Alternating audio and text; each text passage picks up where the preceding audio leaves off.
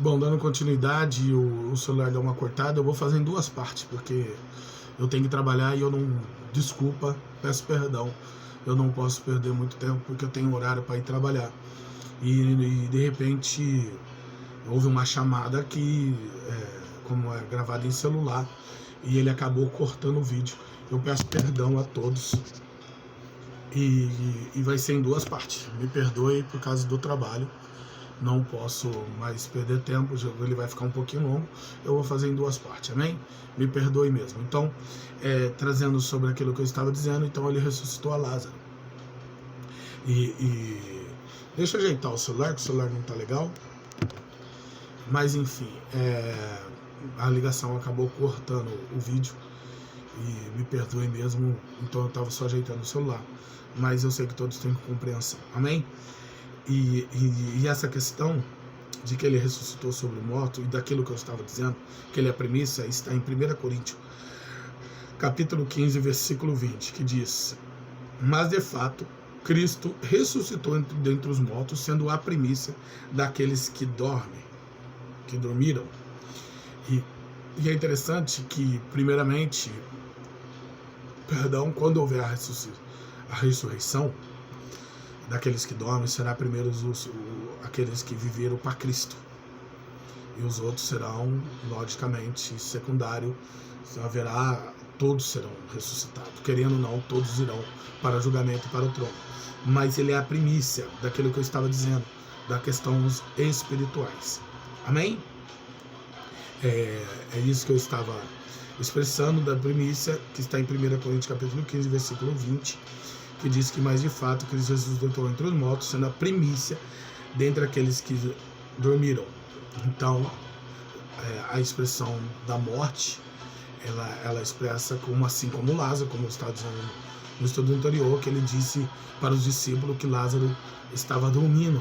É uma expressão de um comparativo, de uma semelhança, de uma analogia, de que se levando a entender que todos aqueles que dormem, que morre, ele dorme na questão espiritual e serão despertará para o grande dia. Tudo numa questão espiritual, vou deixar bem claro, não é uma questão física, que também está em Romanos capítulo 8, versículo 11, que diz: e seu espírito, daquele que ressuscitou dos mortos, a Jesus que habita em vós, aquele que ressuscitou do morto, a Cristo Jesus, igualmente vós dará vida aos seus corpos mortais para intermédio do seu Espírito que habita em vós. Isso é muito interessante. A questão aqui é o seguinte: aquele que agora venceu a morte espiritual, ele vive. Então ele habita em nós no corpo físico. Não é daqueles que está morto, mas sim que habita em vós. Aquele que ressuscitou Cristo igualmente vos dá vida aos seus corpos mortais. Quer dizer, ele habita em nós. Paulo diz que eu já não vivo mais em mim, mas Cristo vive em mim. Então ele vive espiritualmente e vive em nós, porque ele ressuscitou dos mortos e vive em nós, no corpo mortais, quer dizer, nós que estamos vivos. Não tem nada a ver com a morte física. Então, deixar bem claro isso, que ele ressuscitou. Por intermédio do seu Espírito, ele habita em nós. Amém? Deixando bem claro, porque isso que leva ele a habitar em nós é porque realmente ele vive, ele está vivo, como eu disse, que Paulo disse que já não vivo mais em mim, mas Cristo vive em mim. E Atos capítulo 3, versículo 26 diz: ressuscitando Deus o seu Filho. Eu quero deixar bem enfatizado isso, ressuscitando Deus, o poder de Deus. Lembra que eu falei, quem vai acompanhar as duas partes vai saber do que eu estou dizendo, que ele tem poder para isso, que ele é poderoso, ressuscitando Deus, o seu Filho Jesus. Primeiro enviou a vós para que nisto fosse abençoado e vos desviasse cada um de vossas maldades. Aquilo que vive em nós nos leva a viver abençoado, nos trazendo a paz, porque ele era o príncipe da paz. Tudo uma questão espiritual. Estou dizendo agora no corpo físico, pessoa que tem o Espírito de Jesus sobre as nossas vidas. Porque ele é só um só, tanto Deus Pai, Deus Filho e Deus Espírito Santo. E eles têm poder para isso. E é interessante porque esse poder nos leva, aquilo que habita em nós, a sair da prática do pecado, a nos convencer, porque o Espírito Santo que habita em nós, porque Cristo vive em nós, porque eles são únicos. E eu vou explicar isso mais ou menos para vocês entenderem. Eles são distintos, mas ao mesmo tempo eles são únicos, na mesma essência. Aí está na referência, na essência e no poder. Então, entenda que... Depois eu explico isso. Até mesmo porque ele nos leva a convencer para não ser mal, porque quem tem Cristo na vida não tem maldade.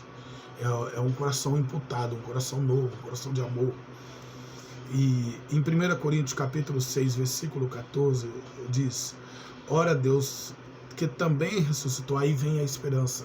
Lembra que eu falei que a promessa, a esperança, e é isso que eu quero trazer para vocês. 1 Coríntios capítulo 6, versículo 14 diz: ora Deus, que também ressuscitou o Senhor, nos ressuscitará a nós pelo seu poder. Então Deus é tanto poderoso a ressuscitar o seu Filho, que assim ele, ressuscitando Deus ao seu Filho Jesus, primeiro enviou a vós, para que isso é uma promessa.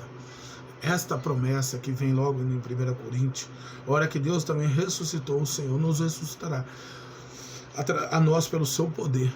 Nós também seremos ressuscitados. Então, aqueles que não acreditam, que acham que há uma segunda vida mortal, que nós seremos reencarnados, não, é ressuscitado.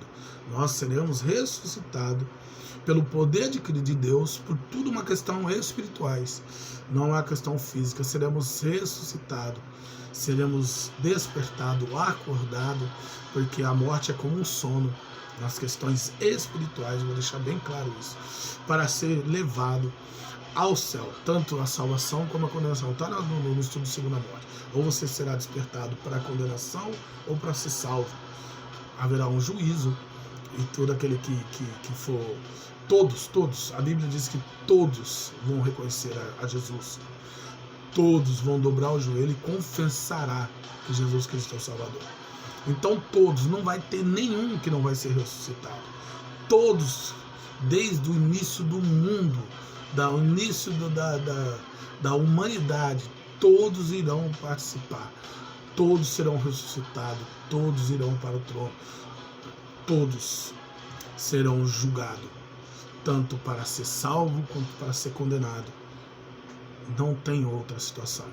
É lógico que é a caso especial daqueles que serão ressuscitados, mas todos que estarão, está no estudo anterior que ele dizerá, aqueles que estão à direita entrar para o reino do céu, pois assim foi ser preparado morada para vós, e entrará no reino do céu. Aqueles que estão à direita e à esquerda, apartar de mim, que eu vos conheço, nunca vos vi, e serão lançados ao lago de fogo eterno para acabar e aniquilar todas as questões espirituais, que assim foi preparado para os anjos e demônios. É isso que eu estava dizendo no estudo anterior, como eu estava falando daquele senhor, que a segunda morte é uma questão espiritual. Amém? E quando vamos em Colossenses capítulo 3, versículo 1, nos diz: portanto, visto que fosse ressuscitado com Cristo, buscai o conhecimento do alto, onde Cristo está sentado à direita de Deus. É este reino que o Senhor hoje ele tem tanto o poder de estar sentado à destra, ele conquistou este direito, porque aquilo que o Cristo passou e foi aprovado, por ter vivenciado uma vida sem pecado, sem mácula. É interessante porque quando nós vamos no livro de Revelação, de Apocalipse, há um questionamento de quem possa abrir os selos, né? E eles questionam, né? Há uma lamentação, um choro de quem pode abrir o selo, né? E aí diz que eis aí o Cordeiro que venceu a morte, que ele é digno de abrir o selo e de se sentar à destra de Deus. Ele foi digno, ele se tornou poderoso, ele se tornou apto a sentar à destra de Deus, porque ele venceu a morte, ele ressuscitou entre os mortos pelo poder de Deus, porque ele não houve mácula, não houve julgamento sobre ele na questão espiritual, não há quem apontasse nas questões espirituais. Porque quem julgou foi a questão física, mas as questões espirituais não há quem apontasse, e ele foi digno. Ele cumpriu tudo aquilo que, quando disse que está consumado, disse que ele cumpriu tudo aquilo que havia de propósito de ele ser salvador, dele vir para a humanidade, porque ele disse que não veio para condenar os homens, mas trazer salvação. Então é bem claro isso, que ele, quando chegou ao céu, ressuscitado pelos mortos e pelo poder de Deus, que foi Deus que ressuscitou a Jesus Cristo, numas questões espirituais, nos trazendo a sua promessa, a esperança, e isso tudo é uma fé. Para quem tem fé sabe que ele também ressuscitará pelo seu poder, e tudo isso nós buscamos o conhecimento do alto, e esse conhecimento vem pelas questões espirituais, entendendo que todas essas questões que eu estou trazendo, que ele é digno, que ele, eis aí o Cordeiro, eis aí aquele que é digno de abrir o 7º selo, que está sentado à destra e à direita, vem das questões do céu, do alto. Isso é o que ocorreu no céu, porque está escrito no livro de Revelação. Cristo levou João espiritualmente, dizendo que ele estava preso na ilha de Patmos, levou espiritualmente, revelou a ele, mostrou as questões espirituais, mostrou a ele e relatou a ele. Tanto ele viu como ele relatou. Então ele ia escrevendo o livro de Apocalipse, que significa a revelação. Ele ia escrevendo aquilo que Cristo ia mencionando a ele, mostrando a ele, relatando, e ele ia escrevendo. Então João, que foi o discípulo amado por Jesus, ele viu tudo isso daí, de Cristo assentado à direita, ele viu o Cordeiro chegando para abrir o 7º selo. Por isso que diz que o conhecimento vem do alto. Buscai o conhecimento do alto, porque Cristo realmente ressuscitou, está à destra e à direita de Deus, porque ele se tornou digno de sentar à destra de Deus. Ninguém sentava ao trono do lado de Deus, mas sim, somente Cristo agora se senta ao lado de Deus, à destra e à direita. E isso está confirmado no livro de Hebreus, capítulo 1, versículo 3 e 4, que diz: o Filho é o resplendor da glória de Deus. Agora eu vou dizer sobre a Trindade, e eu vou explicar o que é a Trindade. O Filho é o resplendor da glória de Deus e a expressão exata do seu ser, sustentando todas as coisas pela sua palavra poderosa. Depois de ter realizado a purificação dos pecados, ele se assentou à destra e direita da majestade nas alturas, tornando-se tão superior aos anjos quanto ao nome que herdou e superior a deles. Vou ler novamente. Primeiro eu vou ler agora explicando. Eu li tudo, agora eu vou explicando. Que está em Hebreus capítulo 1, versículo 3 e 4, que diz: o Filho é o resplendor da glória de Deus. A luz, resplendor, aquilo que resplandece, da glória de Deus, que eles são únicos. E a expressão exata do seu ser, quer dizer, eles são a mesma pessoa. Quando diz vê a mim, vê ao Pai, que eles têm as mesmas essência, tanto Deus Pai, Deus Filho e Deus Espírito Santo. E como podemos fazer uma analogia e um comparativo com isso?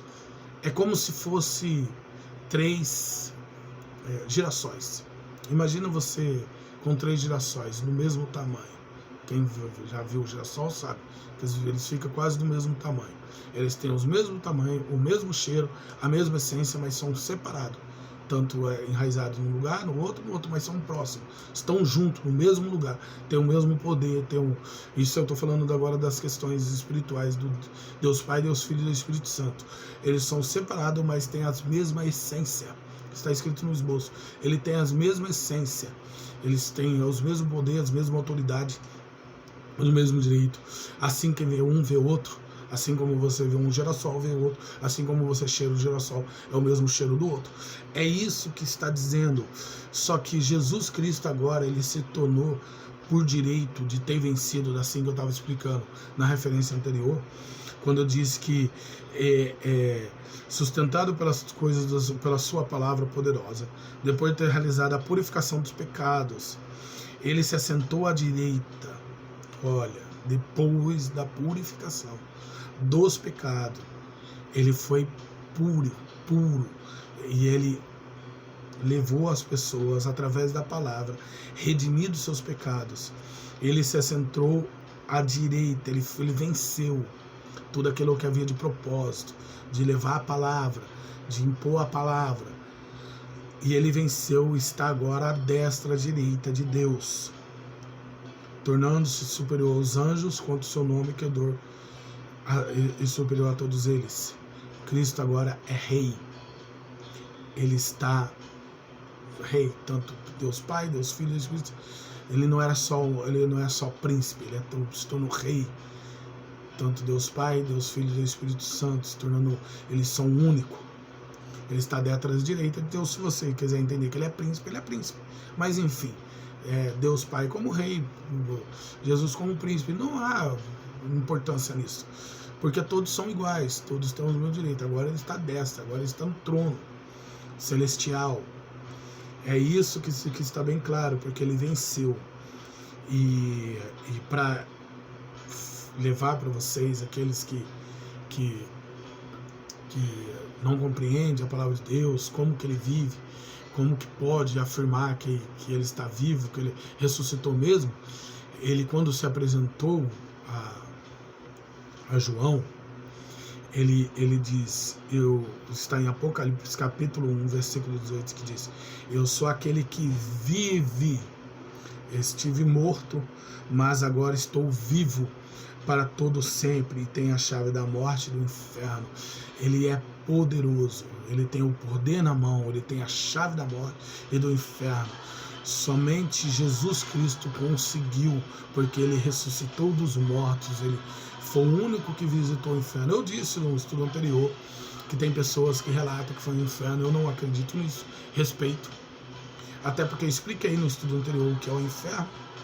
Não é aquilo que as pessoas acreditam, aquilo que é relatado. Mas enfim, você tem que assistir o estudo anterior para entender sobre o inferno e a segunda morte. E até mesmo porque Jesus esteve morto, mas agora ele vive. Ele morreu fisicamente. Deus ressuscitou pelo seu poder e ele está vivo, habita em nós pelo Espírito Santo, por aquilo que eu já expressei, que eu já não vivo em mim, mas Cristo vive em mim. O Espírito Santo habita em nós. Quem são cristãos sabem do que eu estou dizendo. Ele habita em nós, ele nos convence da prática do pecado. Aquilo que por isso que eu digo que eles são únicos, porque o mesmo Cristo que vive em nós, ele diz que bate à porta do vosso coração. E aquele que abriu o vosso coração, ele ceifará com nós. E ele vive, ele é vivo. Então, se ele ceifará, ele habitará em nós, estará conosco. Quer dizer, ele habita em nós, tanto ele quanto o Espírito Santo, porque é único. Nas questões espirituais, Deus não se explica. Essas questões não têm explicação. Não tem como ficar explicando para quem não entende. É só para quem é espiritual. Para quem tem fé, entende que ele habita em ponto final. Tanto o Cristo quanto o Espírito Santo, porque eles são únicos. Tanto Deus Pai, Deus Filho e Espírito Santo. Eles são Deus, todos, ele é Deus. Enfim, mas ele quer dizer que sou aquele que vive, estive morto, mas agora estou vivo para todo sempre. Tem a chave da morte e do inferno. Ele é o único. Não tem essas questões, a pessoa foi visitar o inferno. O único que teve poder para ir visitar o inferno e buscarem, porque a Bíblia relata que ele... Eu não vou lembrar onde está a passagem agora, porque é muita passagem, muitas das escrituras. Mas, enfim, entenda, aquele que eu quero levar para vocês, que ressuscitou dos mortos, que ele foi visitar o inferno, diz que ele foi buscar desde o tempo de Moisés. Foi buscar, muitos teólogos dizem isso, que ele foi visitar e buscar para julgamento, para ressuscitar o que são salvos e para ser julgado. Então já houve ressurreição. Por isso que quando você lê a palavra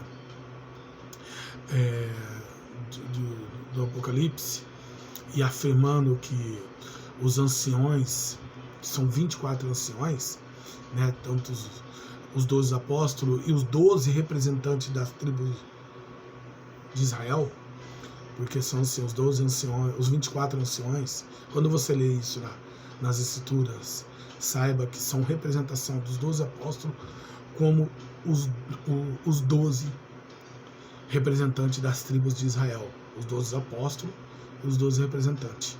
Amém? Então é representação. Ele não está dizendo que os 12 apóstolos são tanto Paulo, Pedro, João. Ele não está dizendo isso.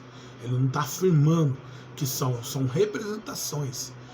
Os 12 apóstolos, pode ser que seja, a Bíblia não deixa claro quem são os 24 anciões, mas para quem tem um estudo mais dentro dessa questão da teologia teóloga e de uma questão da expressão de entendimento que estuda os fins dos tempos, né, que levam a expressar e representar tanto os 24 anciões, que são os 12 apóstolos, representações, como estou deixando bem claro, porque ele não afirma quem são, e são a representação das 12 tribos, por isso que são os 24 anciões. Então ele foi lá e buscou, por isso que já há habitantes no céu, é isso que eu quero dizer, já se há habitantes no céu, porque ele buscou no inferno aqueles que estavam mortos espiritualmente, ressuscitou e levou ao julgamento, e já há habitante no céu. Amém? Além dos anjos, isso também é habitante do céu. É isso que eu quero dizer. Porque ele tem poder para isso, porque ele tem a chave da morte e do inferno. É o único que pode estar lá. É o único que vai lá. Não tem outro, não existe. Enfim, né? Mas eu vou respeitar, né? Se você me perguntar se há aquelas pessoas na igreja que caem e diz que viu, que teve visão, são questões espirituais. Há um arrebatamento sim espiritual. É uma questão que o Senhor nos permite, nos leva ao alto céu, ao terceiro céu, porque também está no estudo aqui do terceiro céu, e você vai ver que Paulo relata que ele, um homem testemunha que não sabe se saiu do corpo, não sabe o que ocorreu, mas que ele esteve ao terceiro céu.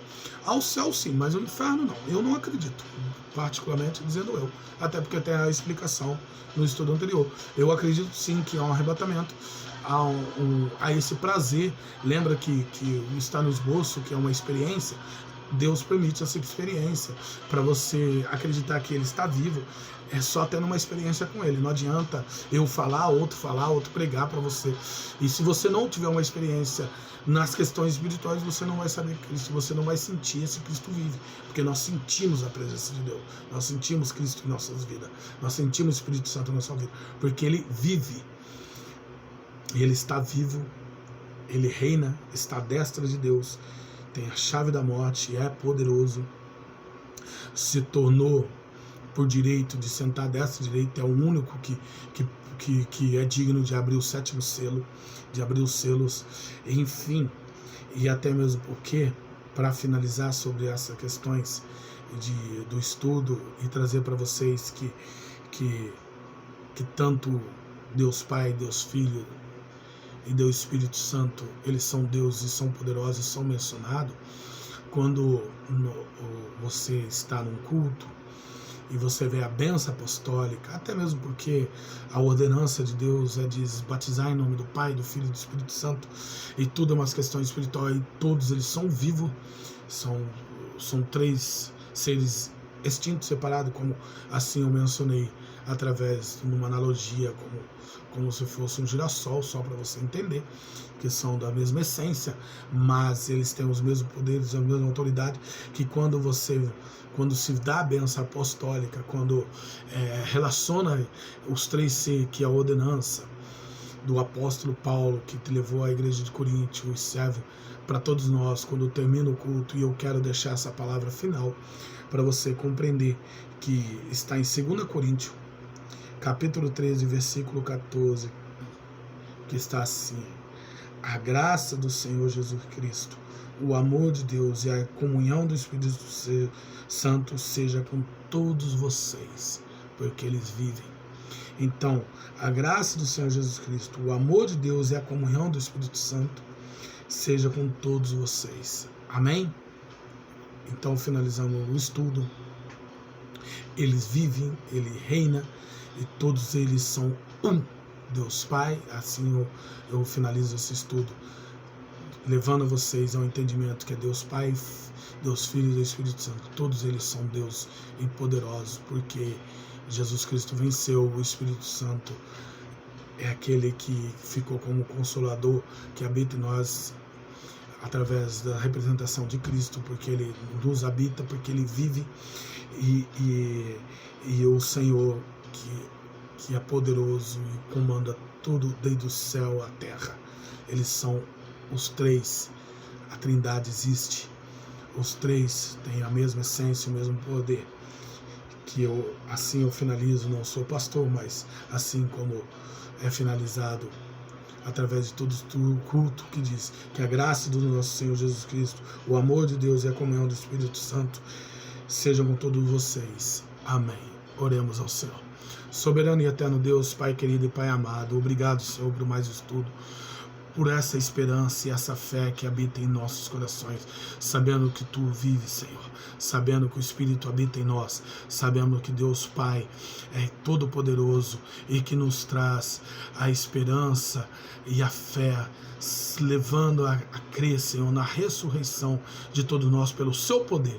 E assim, Senhor, eu agradeço por tudo que tem nos feito e nos levando a entender, Senhor, que ainda há um lugar preparado por Ti para nós morarmos no céu pela ressurreição. Havendo a morte física, havendo, Senhor, que dentro de tudo aquilo que foi mencionado, há a esperança que nós vivenciaremos contigo no céu. Assim agradecemos em nome do Pai, do Filho e do Espírito Santo de Deus. Amém, Senhor.